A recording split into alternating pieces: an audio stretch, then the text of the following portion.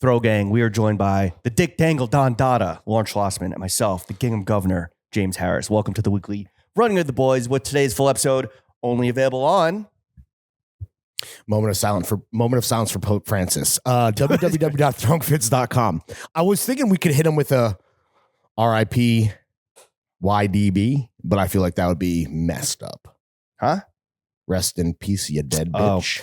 I saw Mans once in Mexico City. Our first, South American Pope. Saw him in, I guess, Central America. I guess North America. Mexico is North America. Fuck.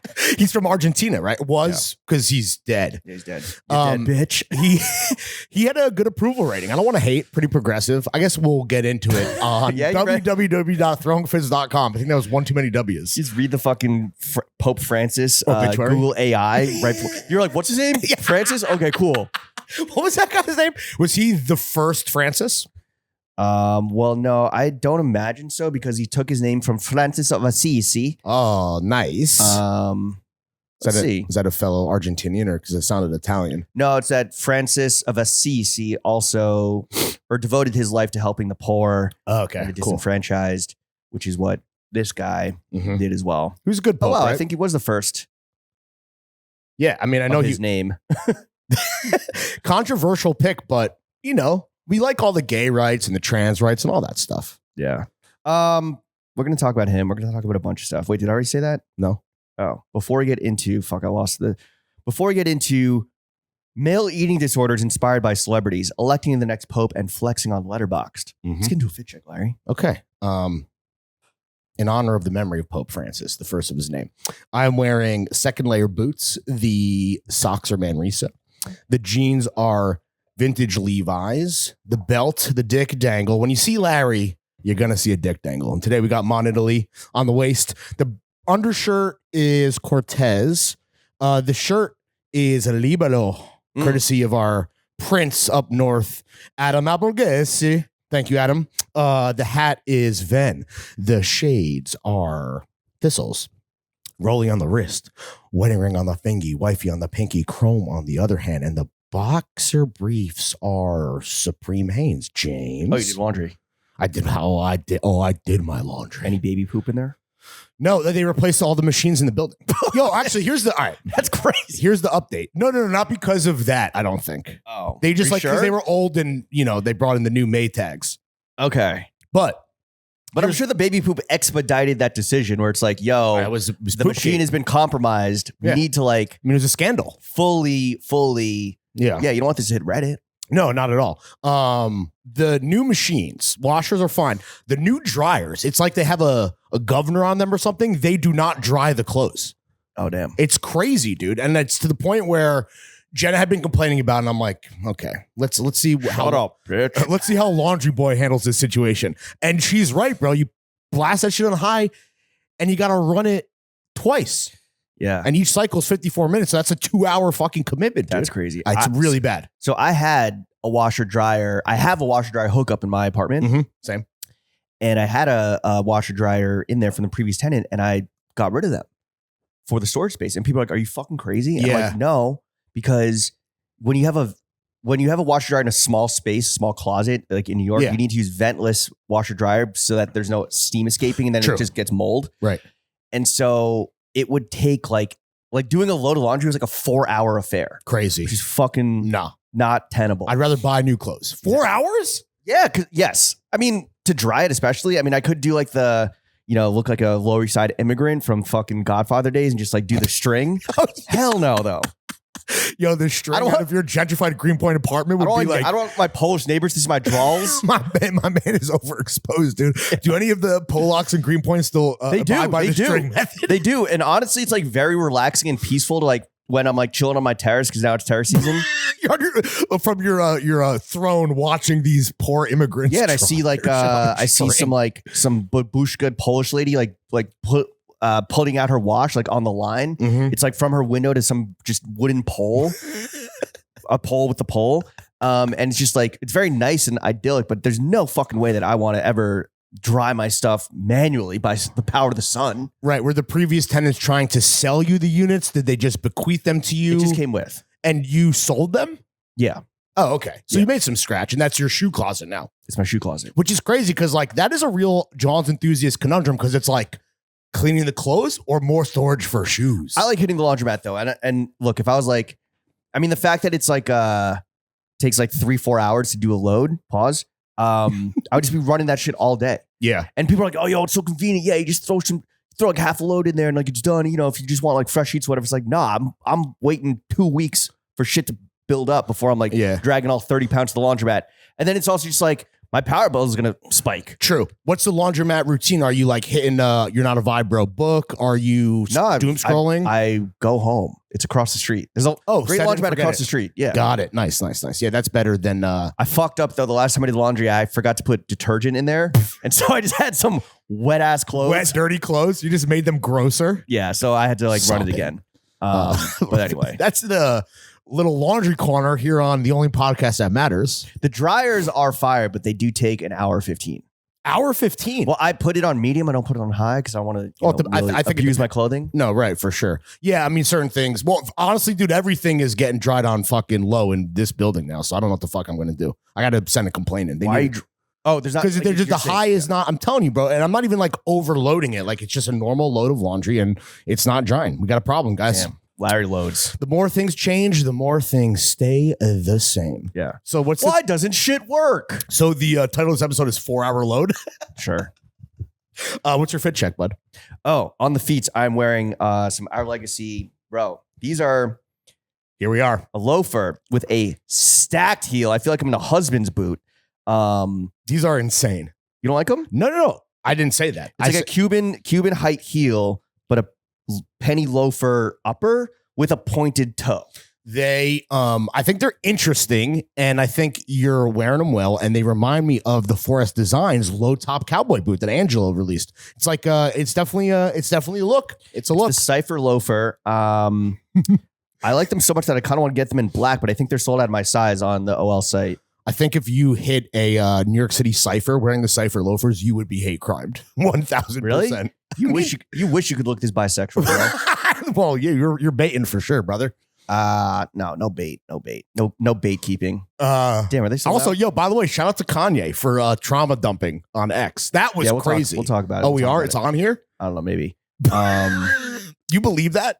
Or you think he's going for attention? I got to talk about this now. Well, let's just get through the fit check real quick. My bad. Relax, buddy. We got a lot of time to kill. We got a lot of time to spend together. The socks, also Manresa. Okay. The pants are Legace, waxed cotton cargos with the big ol' oversized waist. Yeah, I saw you rolled up. No, I just cinched like crazy. Oh, I'm like wearing them on my true waist. What's the size of these that he bought for anyone? Like, what size did you buy? 48. Huh? So they're big boys. I asked Joachim, he's like, yeah, they're intentionally very big and you just cinch the fuck out of them. I have a pair of cheapy cargos, similar thing. I think those came in like one size. And they're like, it might be like a 40 waist before you cinch it. It's crazy. I thought that, I mean, I like them a lot.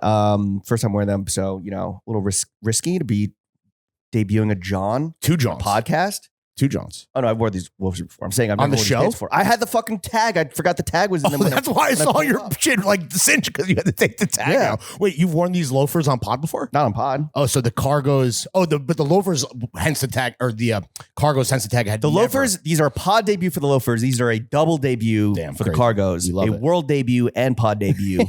Risking it all on the only podcast that matters. The shirt, the zip up polo is vintage.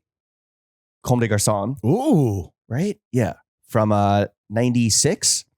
From the Swedish. Yes, thank you. The Swedish pop-up vintage. I guess they're gone now, but Eccentrics. I mean, they have a store in Stockholm. Yeah. But they had a little pop-up over the last weekend. Yeah. One of them is named A Million, which I'm like, what? That's fucking fire, bro. And then the other one's named Marcus. I met a bunch of them. And they had a bunch of Swedish homies in town. It seemed like a little like a opportunity to take a little like backpacking trip. They're all very young. Yeah. When I went to the opening night soiree, the big takeaways were oldest guy in the room, and then had to stop myself from leering because a lot of good looking younger women. Okay. Something in the water over there, Good intel. Something in the milk. Yeah, I'm chatting with the guy and I'm like, what's your name? He's like, A Million. I'm like, like $1 million? He's like, no, EMILEAN. I'm like, so $1 million. Yeah, a milli. That's fucking fire, dude. Yeah. Hopefully they made $1 million at their pop-up. I hope so. Can I ask the you prices about- they were charging? They might have. Yeah, they have a storefront in Stockholm. So if you're in Stockholm, go check them out. Let's talk Gingham. I'm wearing the Story MFG A6 later this week. Those are Gingham. You have a pair of those as well. We talk about it. You got Gingham on today. Is Gingham gonna be back? Can we not be like, yo, is Gingham back? Well, is Gingham back, bro? We do need one more example, and then 3 is a trend. This is obviously vintage, but like you were drawn to it. You got good taste. You're a thought leader. Well, I got the Story MFG Ginghams as well, but I couldn't come double ginged up. No, I'm just saying it seems like there might be something in the water over here. Like, sure, although I think that's more just like, all right, what stripes? You know, everyone has striped shirts now. Like, what else can we do? It's like Gingham. Is Gingham it? I don't know. I don't. That's a dangerous way of thinking. Well, I want to pose it to you because this is kind of like once boat shoes came back, it's like, where do we go from there? How preppy are we going to get? Gingham to me is like when I close my eyes and think of the J. Crew shirt, I'm thinking of Gingham. Okay, but when you close your eyes and think of Gingham, do you think of the J. Crew shirt? Yeah, that's a problem. What do you think of? I think about this beautiful CDG vintage polo from beautiful textile, slight velvety texture from 96. Well, I'll say this. It is a beautiful texture. It's a beautiful colorway. That would be my one hack to do Gingham in a way that is not absolutely fucking cornball city, Murray Hill fucking, I don't know, fucking some bullshit West Village adjacent thing. Is the colors is what matters. Like the Story fucking colorways, this fucking colorway. It's the color, but it's also the actual garment. Like you can do if you had a Gingham button down basic bitch shirt, then and combined with the colorway, then it's like, yes, that is right. Probably going to look pretty whack. But if you do, but Gingham on the sneakers, Gingham in like a short sleeve zip up polo with pockets. Yeah. Interestingly, we're so back. Gingham is so back. You heard Stop it. Gingham back. And then what's your, well, let me finish mine. And then because this is your mistake. The jacket is Trebien leather piece. The hat is vintage Kinfolk. Sunglasses are Ecos Lada. Jill Sand on the wrist. Clean canteen of Lower-Side's finest. What's your coat over there? That is vintage Emporia Armani. It is a leather barn jacket. Thank you for reminding me. This is a nice little. Where'd you get it from? I scooped this on eBay. It's just the genius of Giorgio. I think we called him the GOAT with Steph. I think we're all in agreement there. He's also dead. He's not dead. We get him burned. He's more alive than the Pope, at least. True. You got to give him that. Giorgio Armani for Pope, dude. Actually, I guess we'll talk about who we're voting for. Because obviously, we're card-carrying members of the papacy. Yeah, dude, fucking leather barn jacket. Who would have thunk it? I've never seen another one ever. Really? And I do a lot of fucking sleuthing. I feel like you can walk down Orchard Street, you see a bunch of those hanging up in like the Davucci store and shit. Well, they're not vintage Emporio, and they might not have all the okay, yeah, they're details. not vintage Emporio, so I have a question about this hat, right? I thought it was McNary. It's kind of McNary coded, so it's interesting to hear this Kinfolk. What is it? It's supposed to be New York City and then a curse word? I think so. I don't know. Fuck? It's just a bunch of punctuation. Because I always thought it was a New York fucking city, not New York City and then just fuck. I don't think it's supposed to be a curse word. I think it would have like an F. Okay. All right. Let's get into the meat and potatoes of the only podcast that matters. R.I.P. Pope Francisco. Dude was sick, right? I'd heard people liked him. I saw him. He was in the hospital for a long time. Yeah, until JD Vance fucking cursed his ass. Wait, I want to play the song that they praise him. Wait, that's more like Black Church, actually. What is this?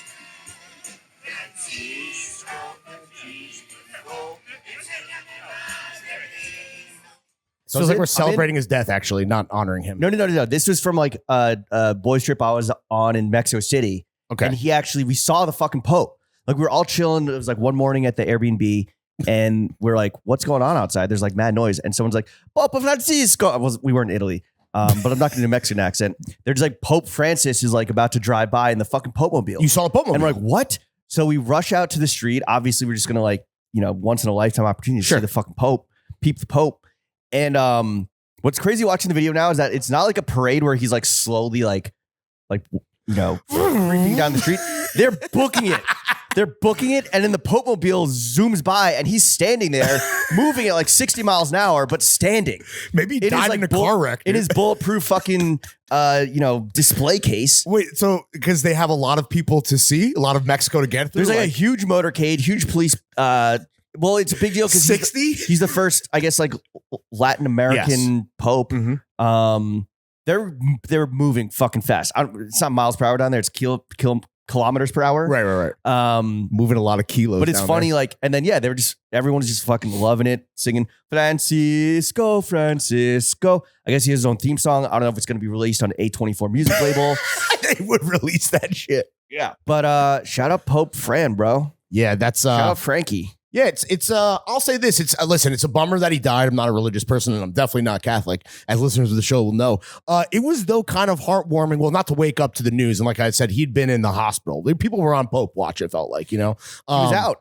What? He was out of the hospital until he linked with JD Vance, the fucking Pope killer. But like at the same time, like, he's old. He was clearly sick, but like, I had to imagine people. It was his time. Thought it was coming, right? He was called back home, but it was very heartwarming to see people that, like, I follow on Instagram that I wouldn't necessarily think were religious, but it was, and not that I think, it's not like, being Catholic is cool or whatever that whole trend was. But it was nice to see people. What's up? Still is.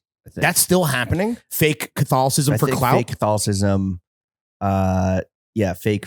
Fake community, fake Catholicism, Catholic fake, cokeheads. It's just downtown. trad shit. Right, for sure. Going back to when things were right.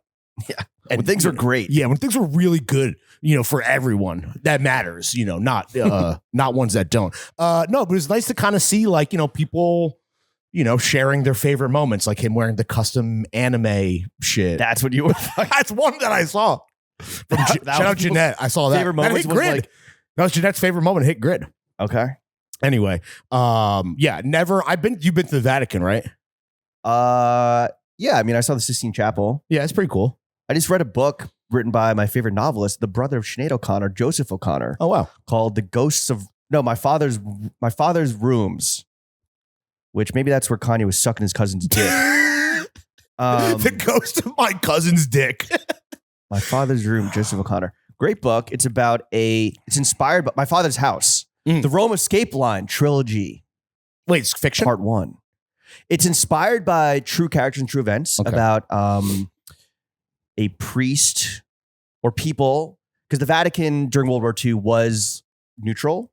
Okay. And while Rome was invaded by the Nazis. Sure. Vatican City was, Wait, Rome, weren't they fascist? Yeah, but I think the Nazis came in. Or whatever, the fascists. Just to hang out. Yeah, just to link up with like Mussolini's boys. Mussolini seems fucking chill, dude. Let's link. It seems like we got a lot in common, fascism, etc. Yeah, Nazi Germany did occupy Rome. Okay. So you've seen the Sistine Chapel.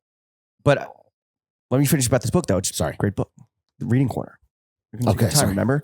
Yeah, check it out. It's inspired by true events. People in the Vatican City creating a escape route for prisoners of war, Italian Jews, I guess like other people that the Nazis were trying to fucking kill. And yeah, I immediately ordered part 2 of the trilogy. Oh wow, it hit that hard. I think it just arrived, but I'm taking a little break. Wow, maybe you are a vibe, bro. Holy shit, this sounds fucking good. No, this sounds good, dude. You sold me on it. I mean, I don't read, so I'm not going to pick up. What was the last book you read before Heat 2? Oh, well, I'm actually, for my birthday, my brother got me the Graydon and Carter memoir. Okay. So I started that. It's pretty good. I mean, the big thing for me is that, like, I heard it's kind of boring. Listen, I heard it kind of fucking sucks. It hasn't been what I would call a page turner yet, and I haven't made a lot of progress. How many pages you in? Prologue? Maybe a fucking two baker's dozens, maybe 25 pages, 24 pages, somewhere in there. But no, it makes me think of how hard Keith McNally's book is going to go. Well, apparently that's a lot better than the Graydon Carter. I mean, just look at the fucking IG captions, Right, I feel like that's pretty obvious. So that would be... Patti Smith was a bitch to the staff? I mean, that kind of tracks. All right. I feel like people that are famous treat fucking everyone like the help, not even just actual help, like servers, Yeah. It's fucked up, dude. Which we'll talk about our Umbro shoot. later. Okay, all right. What were you supposed to say? Who the shoot was for? I guess it doesn't. No, but just there's a lot of Heather. Oh, not me. On behalf of the brother. Well, actually, I was. Yeah, I'm very respectful. Yeah. Anyway, you're the Sir Francis of just daytime drunks. Or the Pope Francis, rather. I mean, yeah, Sir Pope Francis. I mean, I know my people. I know what they need, and I will set them free. Anyway, great book, Joseph O'Connor. Redemption Falls, I think my favorite novel. Taking a little break, rating The River of Doubt, which was shout out John for setting that wreck with Theodore Roosevelt, his adventure into the deep, dark heart of the Amazon. The Heart of Darkness. Different book. Not racist, though. Different book. Yeah. Shout out Apocalypse Now. All right, what are we talking about with the Pope? Well, so I was going to say, I want to talk a little shit. I have been to the Vatican. You like it? I thought it was overrated, bro. Because mad lines, obviously, a lot of worshipers. So it's like, it's all this fucking build up and waiting around. And then it's like, all right. What's crazy to me is that you're not allowed to take photos of the roof or the ceiling of the Sistine Chapel. That's kind of annoying. And there's just a guy whose job is very Italian. There's just a guy whose entire job is just to stand and be like, Silenzio. Yeah. No talking. That's cool. That's his whole job. That's some cool, like, I don't know, creepy, eyes wide shut adjacent shit. But no, it's annoying because it's like, I'm here. I want to get a flick of this thing. Yeah, you can't do that because I guess it would degrade the fucking artwork, I don't know. Really? That's got to be the reason, no? I think they're just gatekeeping. Bro, you can fuck. It's the most Googleable image in the world. We want to keep our social media presence, really curated and under control. So we are allowed to post shit of the Sistine Chapel. Here's a stupid question: is the Pope on IG? Was the Pope on IG? He was on Twitter, right? But I'm saying, like, in terms of, like, did they let him flick up? If the Pope is like, yo, I need a fucking hard ass fit pick background, do they let him go off in the Sistine Chapel? Damn, Vatican News has 1.5 million followers on IG. That's honestly maybe all the fake Catholics need to tap in. That's Probably not a lot. bots. Yeah, that's not a lot of clout. I mean, they got, what it is? Here's the thing, dude. Social media is not real life, right? In terms of the followers in real life, my man is on a Billy, right? So you can't really take the Instagram following at face value. This guy was much more influential, I would say, than just 1.1 million followers on Instagram. There's hot chicks that have more followers than the Pope. And I believe he was liking their pics on IG. Remember that controversy? Really? Yeah, dude, that was one of his snafus. He was caught liking a baddie's pic. Nice. And then on Twitter. Yeah, because he left a comment. I don't think he's on that IG. ass is blessed. Maybe it was Twitter. IG. I don't know. But he was liking, the Pope is just like us, dude. He's liking thoughts, man. Sometimes an ass is so fucking angelic, and you got to fucking deify that shit with a fucking heart. Yeah, Saint Ass. Well, his namesake was Francis of Assisi. He's just doing what his name says. Trying to get that ass pissy, bro. Yeah, you think he was a virgin for sure, right? Sorry? You think he was a virgin for sure? No, I think he fucked. He was inspired to, well, first of all, he's Argentinian, so he loves to tango, which is just fucking with clothes on. Have you ever seen like real tango? It's crazy. Okay, is it better or worse than Jamaican tip? What is that Pretty called? Much the same. What is that called? What? That dance, the Jamaican dance where you have simulated sex. Daggering. Yeah. Anyway. Yeah. No, it's pretty much the same shit. He felt the call to service when he was 17. When he's on the way to go link with some homies, he was like past the church and they're like, yo, he's like, something grabbed me and just brought me in there. And then he was just like known as like, he cooked for himself. He took the fucking metro in Argentina, which is very sick. It's like 1920 style trains. Right. You had to like manually open the doors. Yeah, he was old. Yeah. No, but I'm saying currently the trains are old as fuck. Oh, okay. So you know, Mussolini on that shit. Like they trot out like the trains on like opening day. They here's like a subway from like 1917 in New York. They still use those in Argentina. Got it. They're just like clattering along on like wooden wheels and shit. I mean, not to be jerk about it, but fascism might fix that. They love to get the trains going. Nah, Argentina definitely has had their share of fascists over the years, bro. For sure. Juan Perón. I'm just saying, like, and also all the Nazis that chilled out there. That's and the current guy with the chainsaw. Yeah, fuck, dude. Shit is. He's like Elon Musk boy. Yeah, Argentina's sick though. I love Argentina. Never been. It's great. I spent 5 weeks there. There any like good menswear brands out there that could like fly us out and we could like post? No, and get paid. Fuck. Patagonia. True. Yeah. Anyway, if anyone's listening, this dude that all right. Story time real quick. So I went to Argentina as part of my junior year, my semester abroad, right? And this one kid, he before we like embarked down there, and we went to a few different places. Argentina was the first stop, and Argentina, very fun town. People like party late. You know, it's kind of it's very European in that it's like siesta. They eat dinner at like fucking 10 p.m. They're out clubbing, all the young people. And before we went down there, we all kind of went around and like said like, I don't know, our goals for the semester. This one kid was like, yo, I was raised Muslim. You know, I've kind of like grown up all secular in my life, but I kind of want to like explore that part of my identity. And I think I'm going to like try practicing Islam for this semester. We're like, whoa, cool. All right. What was yours? I don't fucking remember. No idea. I also want to practice Islam. Okay, got it. Cool. And so we go down to Argentina and it's Ramadan. So he's fasting during the week. His roommate, because we did homestays with each other and like with like local families, his roommate was Cyprian and obviously wanted to go clubbing every fucking night. Cipriani. So they go out to Cipriani. They're dancing the tango and whatever till like 7 a.m. That's just like when club, not like on some like after shit. That's just like when the clubs go to. And then showing up to class next day at like 9 a.m. He hasn't fucking eaten all day. Because he's out clubbing past sunrise. Damn, so he's just going on an empty belly. So he's just falling asleep in class. He gets in trouble. They're like, "Yo, we see you like fucking off and you know really just being a bad boy, fucking fascist, dude. Let this man cook, dude." And so he gets really depressed. He goes to the town piazza because Buenos Aires is because of like European colonizers. It basically is a European layout city. Yeah. Piazzas, big broad avenues, etc. Like European architecture. And he gets drunk by himself.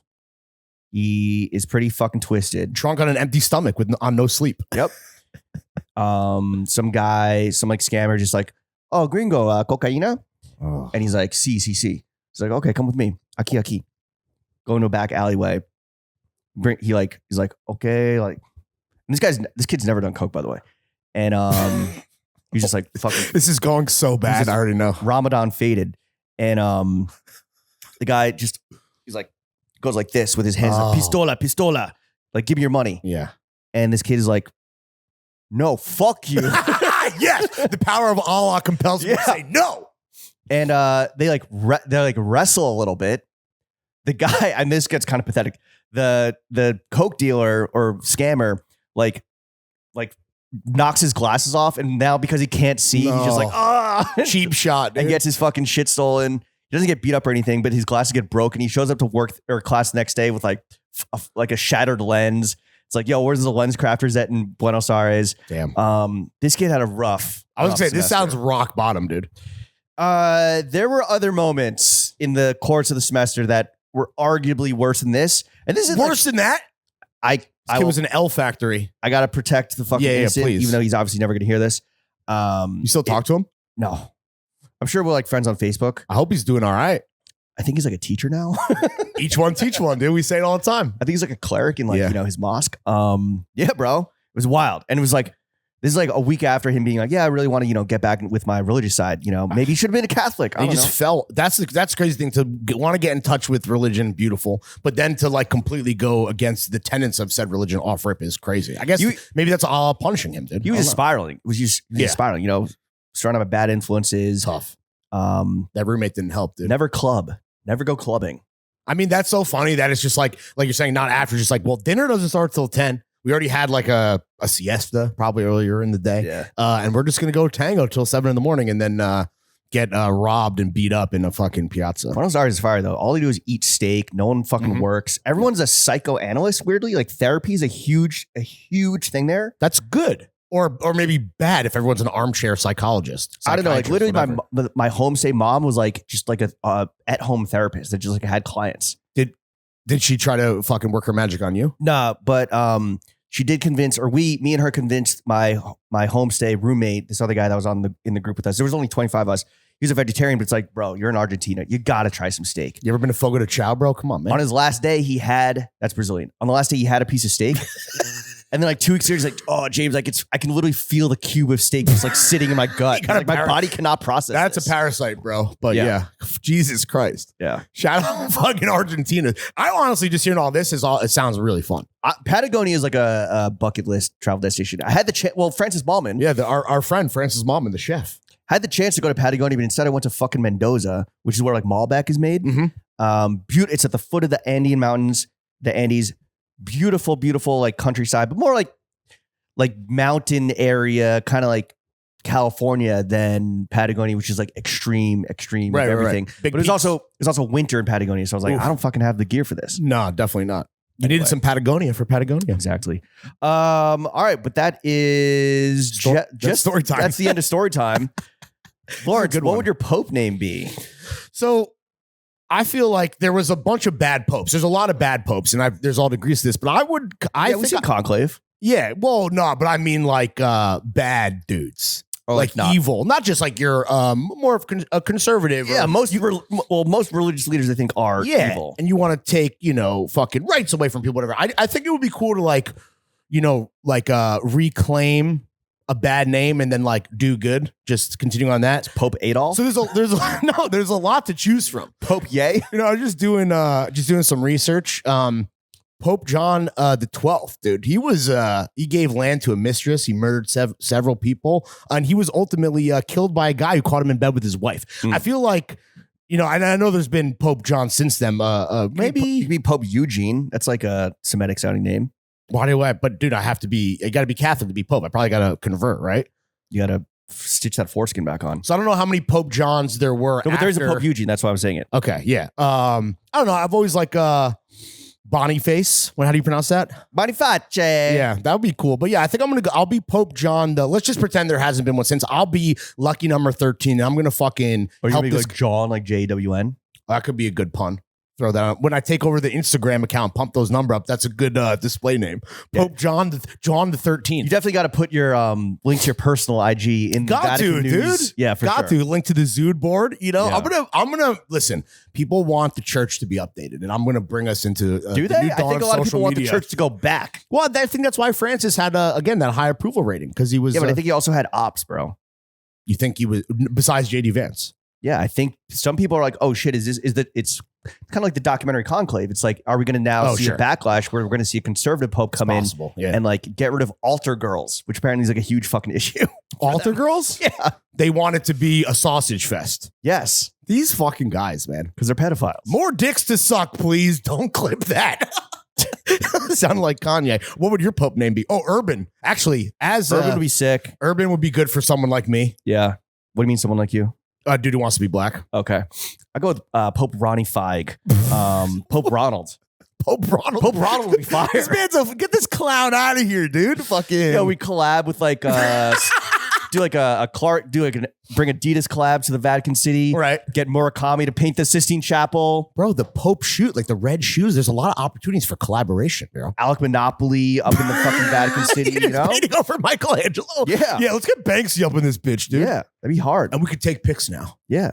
Okay. Do some fucking Asics collabs on my car for the Cardis. Bring Cardian. Bring Playboy Cardian to perform for the Cardinals. I think he's more of like a Satanist in terms of the spectrum of religious beliefs. We're united. It's a big tent. It's a big tent papacy. He's going to perform at your, is it inauguration? What does the Pope get? Like, well, you get. Is that smoke? Oh no, Cardi's got the blunt, bro. I would want to, yeah.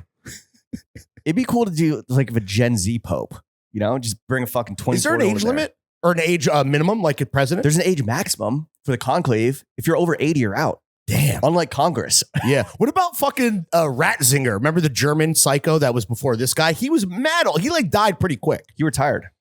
I wonder what the shortest. No, he stepped down. He abdicated the throne. Oh, he abdicated. But when he was elected, he was already pretty fucking crispy, dude. I feel like he was the Hitler Youth guy. Yeah, Pope Ratzinger, dude. Yeah. You can't give a guy who has rat in his name a fucking position of power like that. He was a conservative guy, from my estimation, from all of my research that I've done in this topic. Obviously, he was 78 when he was elected. But this guy Francis was 76. I mean, okay, that's probably old. So you want a Gen Z Pope? The guy before was Benedictus Sextus Decimus. Oh, Yo, call me Pope Sextus.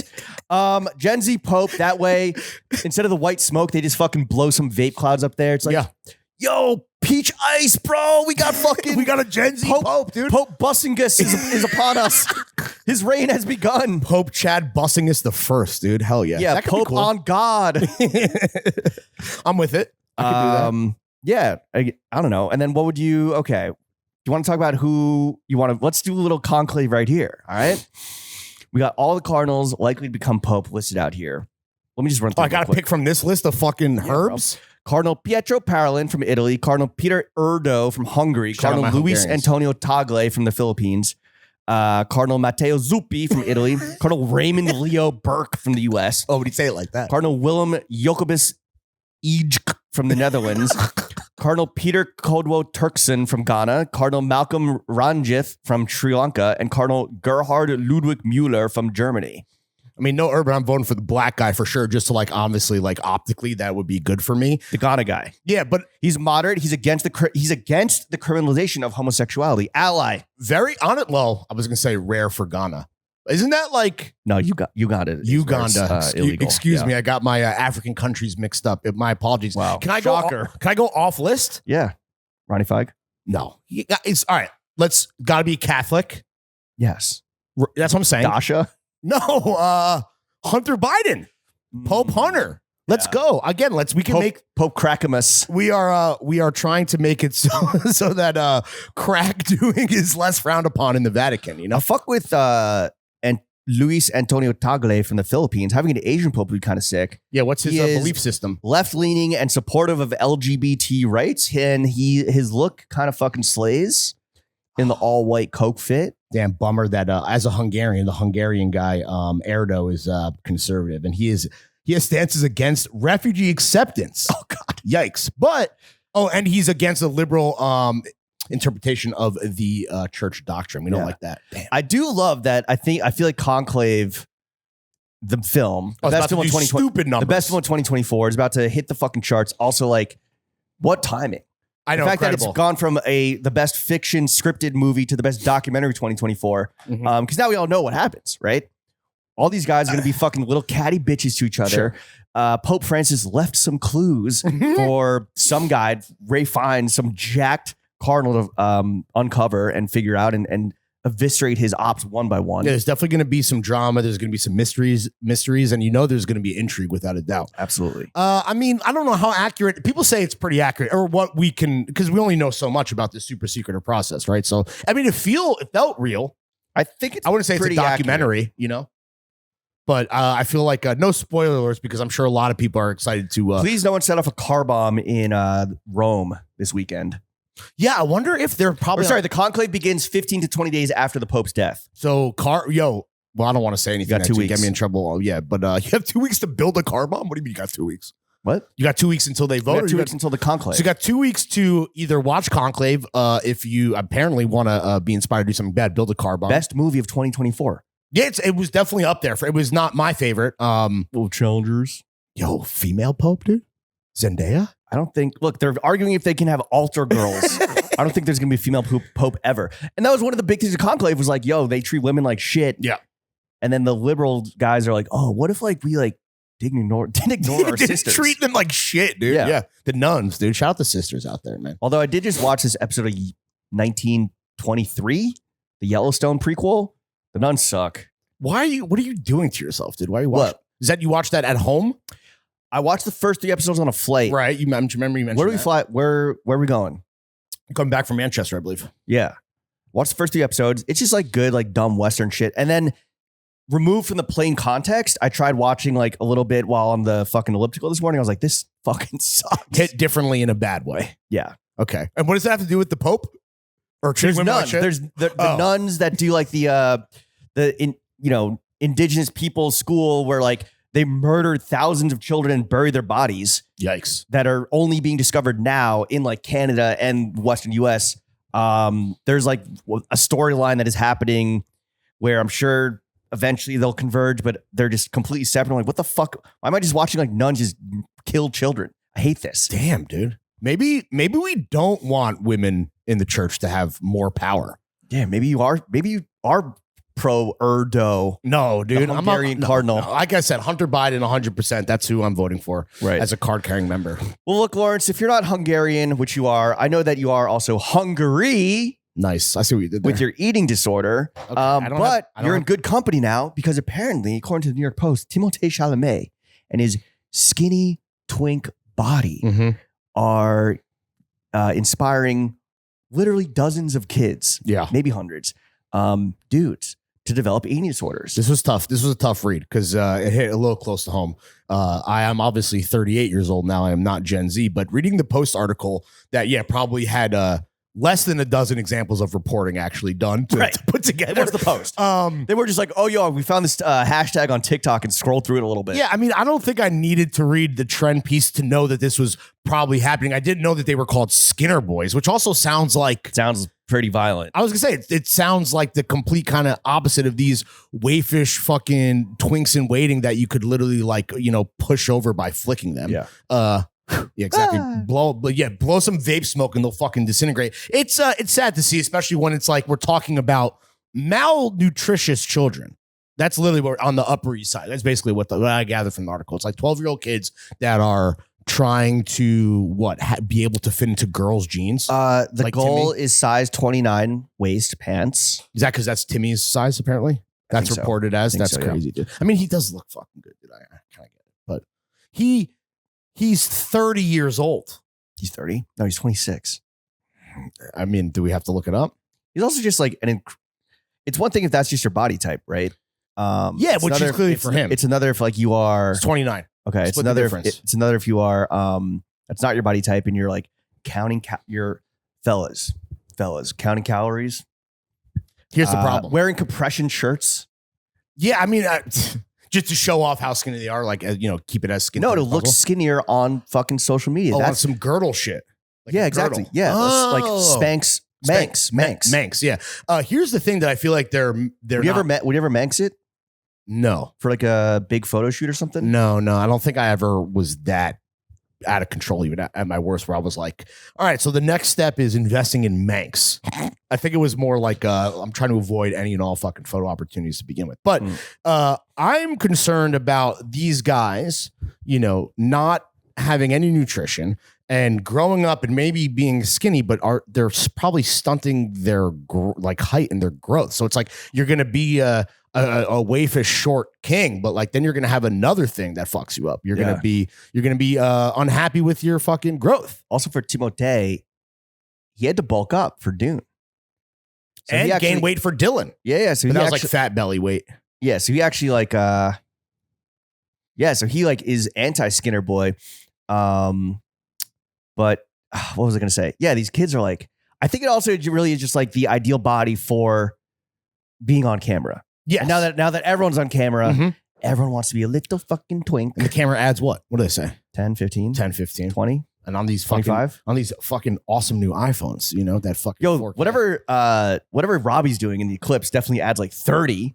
Yo, dude. Yeah, God damn it, Robbie. I mean, maybe it's our posture, honestly. Yeah, well, look, that's a whole nother issue. But yeah, it's sad. And all the parents are like, yo, Mom, I used to want my kid to not eat junk food. Now I'm being yo, you want some ice cream? You want some fucking Cheetos? Please eat just a Dorito. Or maybe a Dorito would kill them like they were a fucking pilgrim or something. Yeah. Victorian child. And that's what they're literally creating. They're reverse engineering the fucking Victorian child fucking, not just a palate, but the fucking nutritional fucking, day to day. Fucking, I mean, it's tied up in looks maxing and mewing, and it's crazy.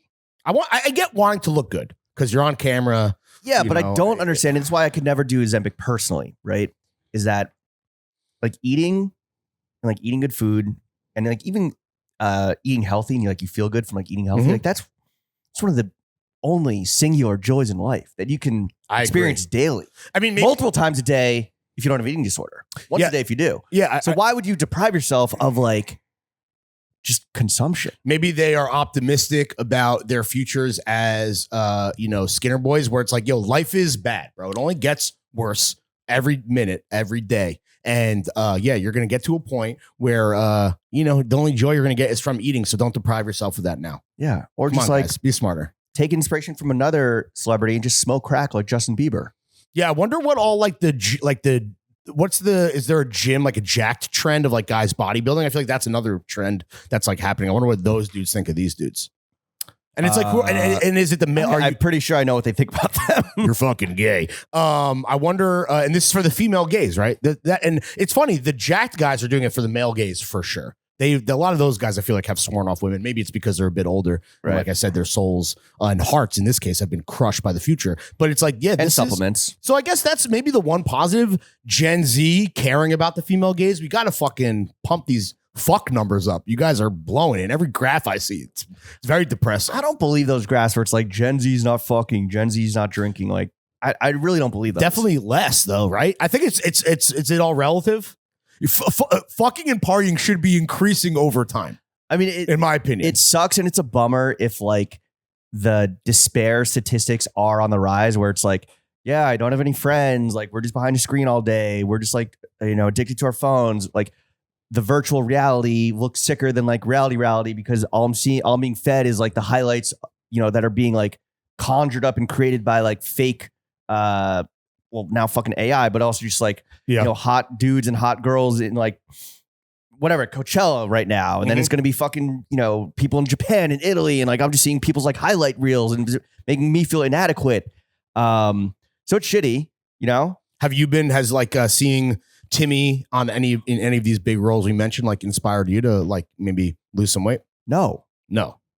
Again, it's just, I've been inspired by Justin Bieber to start smoking crack. Well, start doing heroin. I mean, yeah, shit. Maybe Bieber is trying to get. Is he a Skinner boy? He's pretty. It has some muscle on him. No, he's pretty skinny. Do you actually think that he's smoking crack? I don't know. I think it's just. No, you know what? I think he's just too fucking blunted.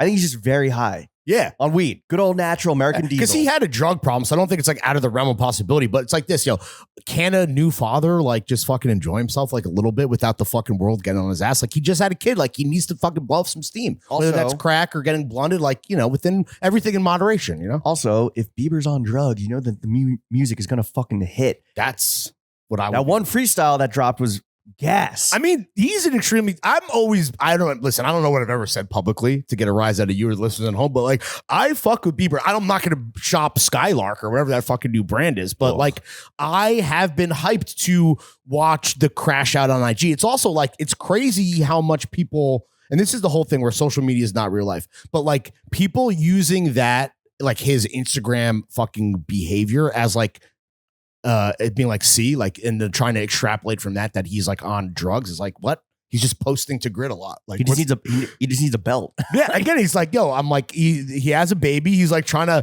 get on his phone, post on IG. He's trying to fucking hang out, maybe smoke a little reefer. Like, let the man live. I think that he's been sleep deprived because of the kid. Exactly. He definitely doesn't have a night nanny. Yeah. Night nurse. Yeah. Right. Maybe, maybe him stumbling and bumbling around is because he's just running on not a lot of sleep because he's changing diapers in the middle of the night. Road is killing it. Right. Shout out Haley. I think everyone's saying that you should sell it soon before the beauty bubble bursts. Is that going to happen because of the economy? I think everything's going to burst. But it's like, get your billies now, girl. And then, so that man's can get back to doing what he loves, which is smoking crack and dropping bangers. Yeah. I'm excited for the music if it ever comes out. I don't know the last time. Maybe all the Diddy shit is like dredging up bad memories for him. Like Diddy being in the headlines. That's what people say. I'd like to think that. Are people saying that? Well, because the Usher connection and all that, I would hope that Usher was a better role model and was a protector, and wouldn't let young Biebs, get fucking have the the altar boy treatment. No, yeah, the 48-hour sleepover with Diddy, like Diddy said. Jesus Christ, maybe you saw that? Yeah, maybe there is trauma. You're right. I don't know, dude. This is like what Ye's dealing with. I think he's just smoking like weed that's just out of his league. That's it. Out of Bieber's league? Yeah. At his peak, this man was fucking perked and blunted to oblivion, dude. I think he was just perked up, but then he found God, donated a lot of money to that hype beast preacher. Hillsong. Oh my God, that's right. I mean, they had to afford all that fear of God one way, literally. Bro. I mean, that was Bieber was just fucking keeping that dude fucking dripped out. That guy got exposed, right, as a fucking fraud, or yeah. I mean, I think that the preacher, not God. There's no, except for Pope Francisco, there's been no like mega church preacher that isn't just like a schemer or scammer. Yeah. Right? Joel Osment, all those guys. Your fucking favorite show is about that.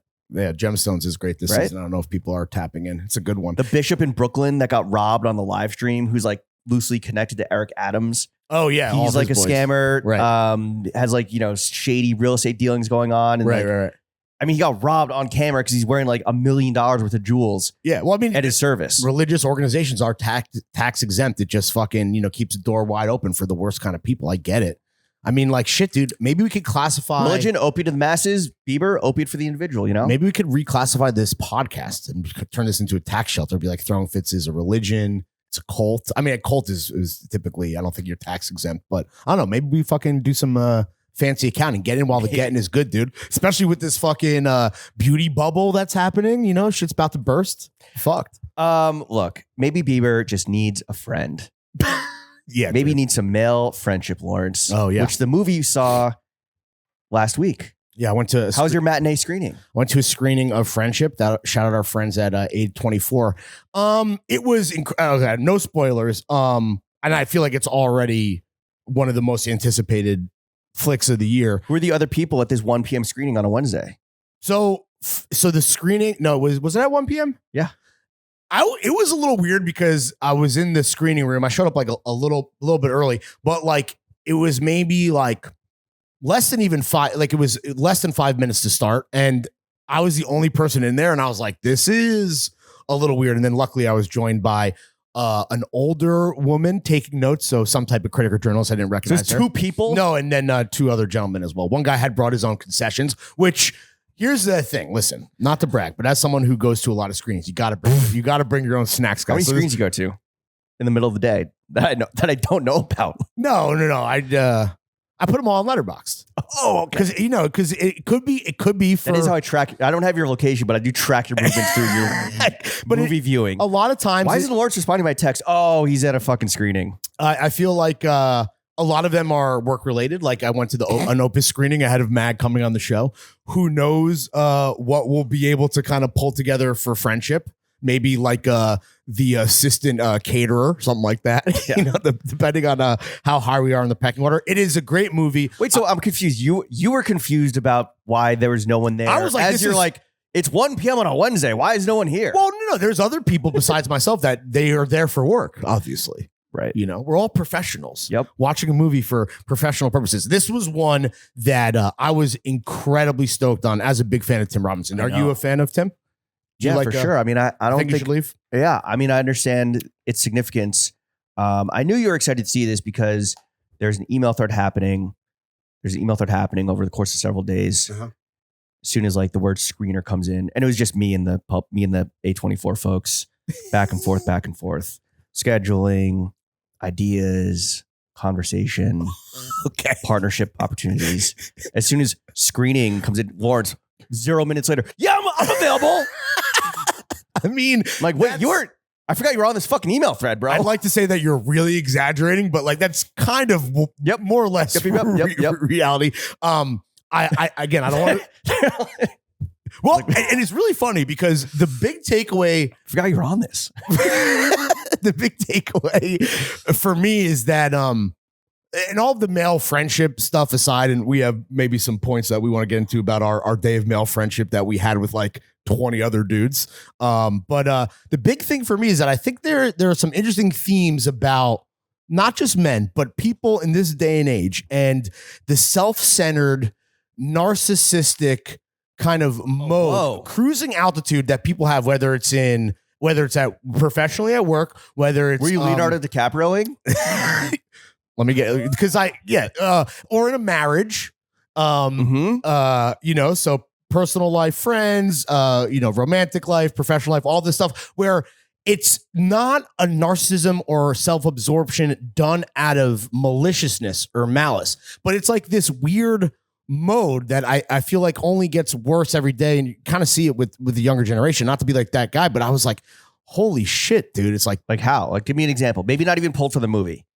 Well, like, what is this non-malicious narcissism that, I don't know, what is just acting without realizing that, people will be affected by your actions? A little bit. Did you take that away from the movie? So and I'm really happy you went. So yeah, see, this is good. No, the big thing for me was the marriage that Tim Robinson is in. Okay. And obviously this is an extreme absurd version. The movie, by the way, very funny. I think that it's how many definitely stars on Letterboxd? Well, I'm not giving any because we're not at that point. Not that we're under embargo. We're talking about it, but I'm not. Well, I'm not ready to rate it. I don't know if. Did you read the emails or did you just say screening? Yes. Screening, yes. Are we under embargo? No, I don't think so. I mean, listen, I'm just giving a very 50,000 foot broad strokes overview. Broad strokes. No, the marriage shit. I was like, I think being an attentive partner and not trying to make things always about yourself is important. And that was my big takeaway. How long have you been married? 6 years plus. Okay. I'm not trying to get you. I'm just like, all right, that's good. That's good that you realizing that. No, yeah. And A24 flick. No, I think that, and I don't think that the big takeaway that people are going to get from this movie is like super deep. And I think there's just going to be a lot of yucking it up, a lot of quotable moments, but yeah, and a lot of great bits. Again, I cannot recommend it more highly, even though I refuse to give my public letterbox rating. Yeah, so I left feeling inspired to be a better partner in various avenues of my life. Got it. We'll leave it at that. Is screeners, because I'm not on Letterboxd. Mm-hmm. I don't believe in watching. Well, no, you are on Letterboxd. You don't use it. Yes. You used it for like a week, I think. Sure. I don't believe in I know that. watching movies just to formulate my quip and acknowledge. I agree. Or put it out there that hey, I watched this movie. Yeah.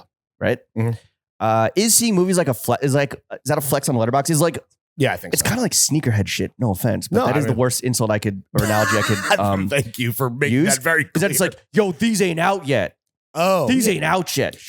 Team early. Yo, word to Young Dro. These ain't out yet. There's your outro music. Hashtag team early. Where it's like, yeah, bro, I saw the fucking shit before you, and I can't talk about it, but just know, yo, not to. I'm outside by being inside. not to rehash this, but no, you're absolutely correct. I think that is absolutely part of it, and maybe I could learn because the movie is going to come out in theaters. Yeah, but then you got to pay for it. Support independent media, independent theaters, bro. And I do. You're so right. And you know what? You have to go see it in theaters now. We don't need, and I absolutely am going to Otherwise, see it again. It's that fucking good. what's his name is going to come after your ass, Steven Soderbergh. Or Kugler. I mean, listen, I don't want to give any credence to any more negative variety headlines. You know what, Lawrence? Trying to bring down the fucking Hollywood industrial complex. If a mid-level budget, star-driven movie can't seem to get people over the age of 25 years old to come out to theaters, if that's truly a dead zone, then that's not a good thing for movies. What's going to happen to the person behind me who wants to make this kind of film? That was actually a really good Steven Soderbergh impression. Really? I don't know what he sounds like. I'm absolutely fucking kidding. I'm just reading it dramatically. No, I mean, okay. Yes, it is a bit honestly, of a sneakerhead style flex. And seeing screeners is very hypocritical of you. I'm going to see it again. Why? Because it was that good. Now, if the movie is mid or one of us just needs to see it to inform some line of questioning for the podcast, something like that, hypothetically, yes, of course, the screener is the better call than wasting my own personal time and money seeing it outside of work hours. Seeing movies is a waste of time and money now in theaters when they're mid. Or actually, you know what? But you know what? You never know until you get in there and fucking observe it with your own two eyes. So only support good movies? Ooh, yeah, good. Only support good art. Like the podcast good art? you're listening. What's good art? Throwing fits, I would say. I might be a bit biased Sistine there. Chapel. Not Alec Monopoly, but Michelangelo. You're not wrong. But I think part of it, and like I do. Why did you see it? Why haven't you seen Sinners? Yo, so I saw support, bro. So I will say, I saw the trailer ahead of, I forget what I was seeing, but I was like, this looks bad. I was like, I don't want to see this. The trailer made it look fire. To me, it just looked. Well, here's the thing. I don't like black dudes murdering evil white people. I love that. I do not fuck with Michael B. Jordan. Why not? I don't think he's talented. Too muscular. What? No, I like Creed. And Creed 2 and then Creed 3. Holy fucking shit, dude. What? Stick to lifting weights. He directed Creed 3. He's fucking terrible. The one with Jonathan Majors is not good. You don't support young black directors? Wow, you put me in a pickle. Oh, no, but Coogler, all right, he's okay. You know, Wakanda Forever and all that. But you don't support Delroy Lindo, the fucking GOAT? Listen, I will. Now you're making it seem like I'm not going to see. I'm going to see Sinners. I might, but you got to see it on opening weekend. Apparently, that's if variety is to be believed. It does feel like this movie is going to be like, I don't know why people maybe aren't in. I don't know. Maybe a bit of a dud opening weekend, but it feels like there's enough now that people are like, yo, this shit is fucking gas. Where hopefully it does. Are you going to see it? Yeah. Have you been convinced? You'll be on an airplane someday, I'm sure. That's your plan. I'm going to see Better than 1923 in IMAX. I hope. Okay. Yeah. Yeah. I mean, Two Countant. I was convinced by the groundswell, and I look forward to being proven wrong, dude. I do want to fucking support. Do you only? Let me ask you a serious question. Do you only judge what movies you're going to waste your money and time on, in your own words, based on the trailer? No, but that's fucked up. No? But a trailer is marketing, and sometimes it's effective, and sometimes it's not. In this case, it's the latter. You know, how many? And if anything, I think there's more cases where a trailer is like, speaking of highlight reels and fucking bite-sized fucking formats that, like, you know, people eat up now more than ever. The trailer makes a trash movie look good, which I guess is like the point. They want to make it look good regardless. But I feel like I've been duped by more trailers than I have been, you know, persuaded to not see something by them. Well, my Peacock algorithm, because I only watch Bravo shows on there, definitely thinks I'm a woman. And so it showed me a Accountant 2 trailer that I'd never seen before. Ooh. That makes it feel like it sells as a feel good buddy comedy. 100%. Which I'm really excited that is going to be an element of it where they're just like two brothers, one's redacted, one's not. Like, it's how will they get out of this pickle? Virgin and Chad dynamic. Yeah. But it's so like, a trailer, the trailers that are being sold to you are like telling you the story that you want to hear in a lot of cases. Really? There's multiple trailers that like you aren't being shown. Yeah, but if I'm in a movie theater with a bunch of other people. Okay. So it was a movie theater trailer. Yeah, that's what I'm saying. I don't remember what I was seeing, but I was in theaters and I saw the theatrical trailer for Sinners. What about the chemistry between MBJ and Haley Steinfeld, bro? Haley, whatever. I don't give a fuck about her. I mean, maybe Josh Allen going Yamo and getting cucked. Yeah, I probably care about her fucking less than I do Michael B. Jordan, to be honest. Though we support all actresses and actors alike on the show. Yeah, I'm definitely gonna see it, and I think that everyone should see Friendship as well, and they'll probably both be on the Fitty shortlist. It sounds like. Yeah. See it High in the middle. Shit. See it in the middle of a weekday. Apparently, that's the best way to see it. Oh, should I see Sinners when you're out of town?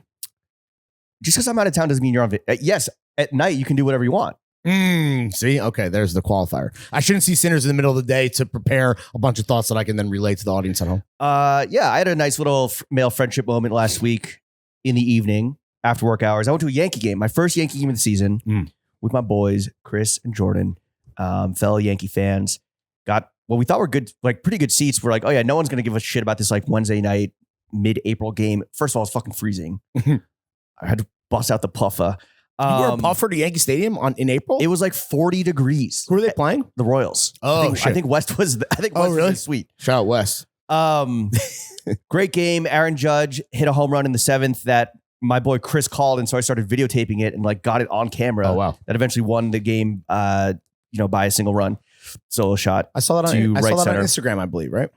Yeah. So you go to baseball games just to like take content? Yeah, bro. Yo, look at this glizzy I'm eating. Look at the tiramisu in the helmet. No, it's great. Yo, fellas, if you want to get out from behind the screen, if you want to go hang out with your boys, go to a fucking ball game. It's, now 2.5 hours. Thank you, pitch clock. Yeah, just thank God. Sitting with your boys, a lot of downtime. Have a glizzy, have a Bobby Flay burger, have a Momofuku sandwich. Those are the 3 things that I got. What was the best? Probably the glizzy.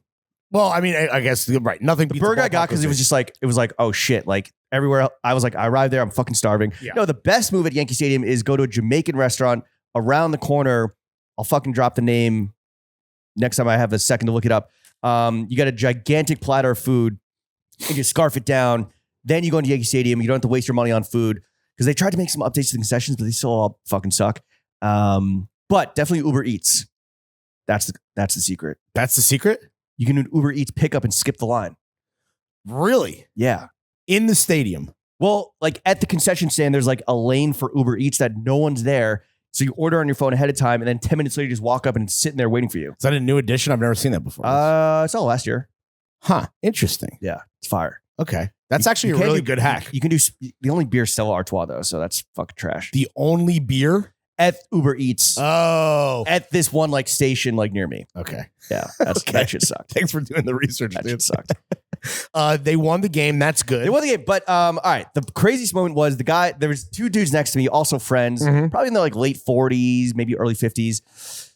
The guy next to me, fucking hardo. In the content that I posted from the game, you can hear him screaming, "Yeah, you see that shit? You see that shit?" Oh, he just like me for real, for real. There were some tourists in front of us. It was like the little girl's birthday. He grabs and goes, "That was for you." It's like, no, Aaron Judge did not hit that fucking home run for you. Oh anyway, God. this guy, he had the greatest and worst moment of his life that night because I'm talking to like Chris and Jordan. There's we're off the third baseline and there's a lefty up at bat. I should have been paying attention, but I hear the crack of the bat. I turn, I have my phone in one hand, a beer in the other, and it's too late, but there's a fucking foul ball screaming towards us. Jesus.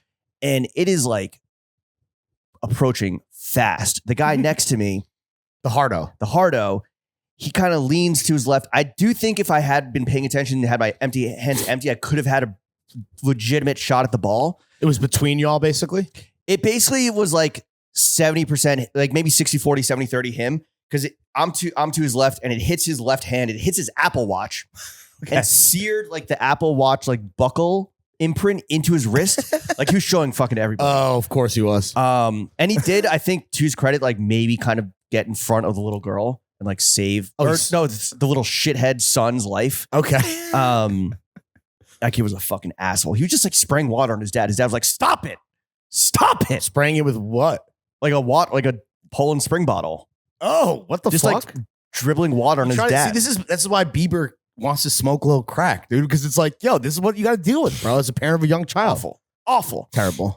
Anyway, this guy, like, it was the greatest moment of his life. He's like, "Oh my God." He's like texting his boys immediately, calling them like, "Yo, do you see me on TV?"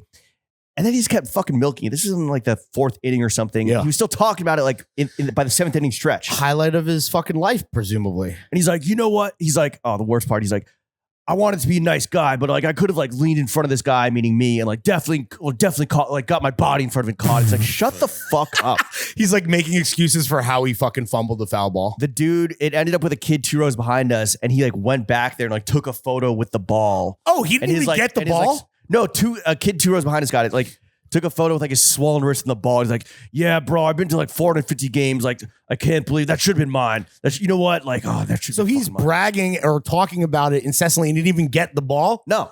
Kick this guy out, dude. Yeah. Fuck this guy. Sucked. Damn, dude. No, you sucked. But thank you for not being a dick and I guess spilling your Stella Artois all over you to get the foul ball. No, I wasn't drinking Stella Artois. I would go get my Uber One, eat, and then go buy. What was I drinking? Oh, Estrella. Estrella. They have 25-ounce cans of Estrella. Pope Estrella, dude. Delicious. Estrella and Bud Light. Which Estrella? The Mexican one? Because like there's Spanish. Estrella Jalisco, and then there's which is Jalisco. No? Jalisco. Yeah, it's a Spanish beer. But it's not a brand. It's like a word for what? I know, dude. No, I'm serious, dude. It's with the red star. Okay, straight. Oh yeah, you're right. Estrella Dam and Estrella Galicia. It's Estrella means star, and there's like mad. They're beers. both Spanish, and there's a Mexican with Jalisco. Which is honestly delicious. And I only know this because I was trying to figure this out for myself at a bar a couple of days ago. I was with Jen, and I was like, "Which Estrella is this?" I was like, "This doesn't track," because when people love them in England, it's a fun import. Yeah, Estrella Jalisco is the Mexican Pilsner. I don't know which one it was, honestly. Yeah, right. They all have a star as the logo because there's star in the name, people. It's like naming your beer like Circle beer. No, seriously, straight up. Octacon beer. Anyway, fuck that guy. But you know what? We didn't let him ruin the night. It was a beautiful night, a beautiful evening after work hours, a male friendship, hanging out. It was fucking awesome. Highly recommend. Ball game is like hitting the house that Jeter built. Really like that plus this weekend is just beautiful weather. That's like the season is upon us. Okay. That's like the first game is like, even though you're in a puffer, you're like, this is and then, moment. We had the beautiful Saturday, we had the beautiful Friday, I guess, then the beautiful Saturday where luckily for us, we scheduled a video shoot for some product that TBD. You already said the brand, but we got something. We're not going to say the brand. I haven't said the brand. You did it. You said it earlier. No, I didn't. Okay. I didn't. Well, people are gonna. You did. That's why I asked. No, I didn't. I said, could we say it? And you were like, well, whatever. And we moved on. But you said it. No, I didn't. Okay. Anyway. All right. Okay. What the fuck? There have been. I mean, people are posting it. Is that what you're thinking about? No. I know that. That's why I didn't think it was that big of a deal. That you said it. Okay. Let's agree to move on. Okay. Sorry. Jesus Christ. I don't know what's wrong with you today, but we gathered all our boys. Mm-hmm. The video shoot was a pretty fun concept. It's like, let's get all our boys to pull up like industry homies that have some sort of affiliation or connection with Throwing Fits or just like good dudes. We all wear the shit and we just like hang out, drink beers, and like sing Oasis in a bar. Yeah, it was a genius concept from your brain as the co-director of the shoot. My co-director debut. Mm-hmm. How did I do, Lawrence? As the fucking cinephile over well, here. as I told, are you gonna letterbox it? I mean, honestly, dude, yeah. As I told you a bunch of times later that day, because the good times kept on rolling. I thought it was. I thought the execution was fantastic. We haven't seen it. No, I know. Well, sorry. From the vibes alone and the footage and all the takes. And this is not just the Guinness is talking. I was like, I really think we got one.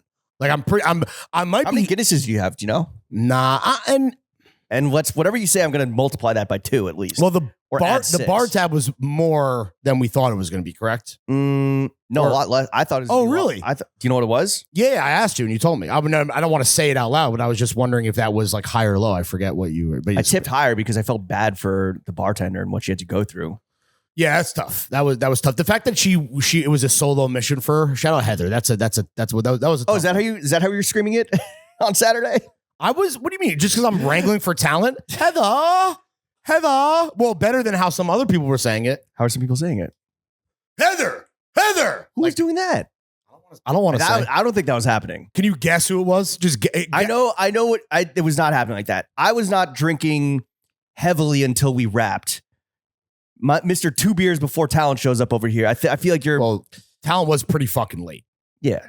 All of them. For sure. We knew that. Everyone. Oh, did we? The product was late. The talent was late. Everything was late.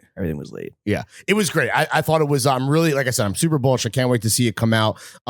Great idea from your brain. Ultimate reference that like everyone hopefully will be aware of when they see the final thing. But did you feel like this is something you want to do more of in terms of like, no, I don't know. I think also it was like, look, given the situation, the context is like, I'm going to need to be like, just have the predetermined position of authority because this is going to be just wrangling cats and wrangling dogs, really. Yeah, wrangling 20 dudes, unlimited fucking open bar with the Guinness, you know, a lot of responsible men in there that really know how to handle an open bar.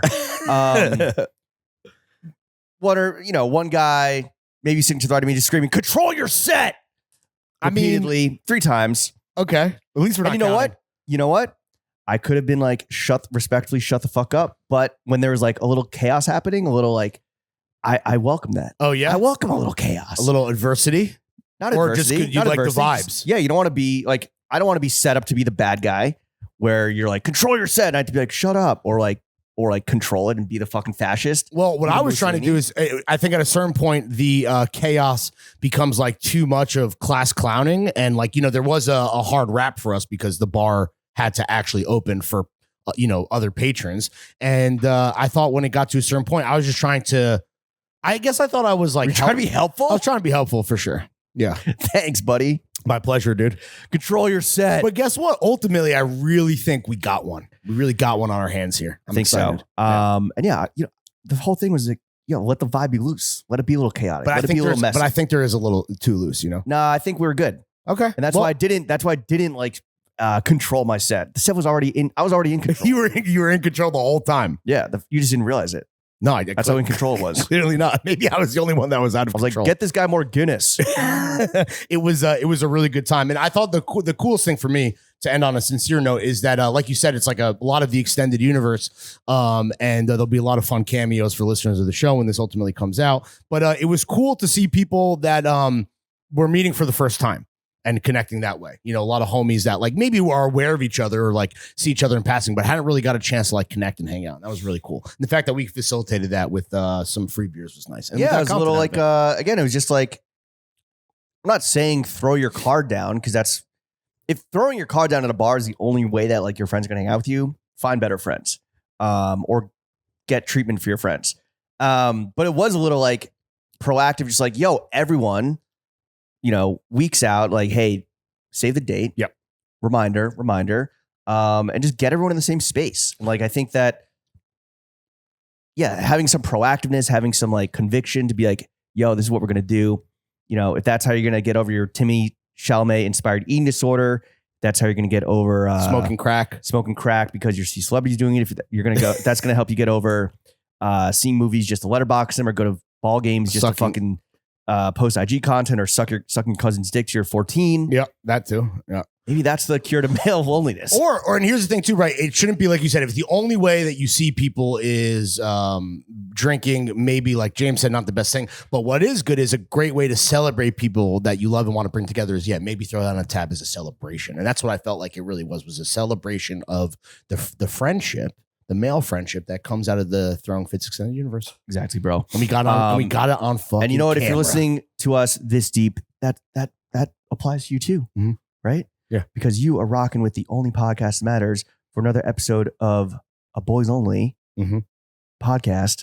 You'll get it. You'll. I fucking mixed it up. Of the only podcast that matters. Chef, take us out. Later, guys.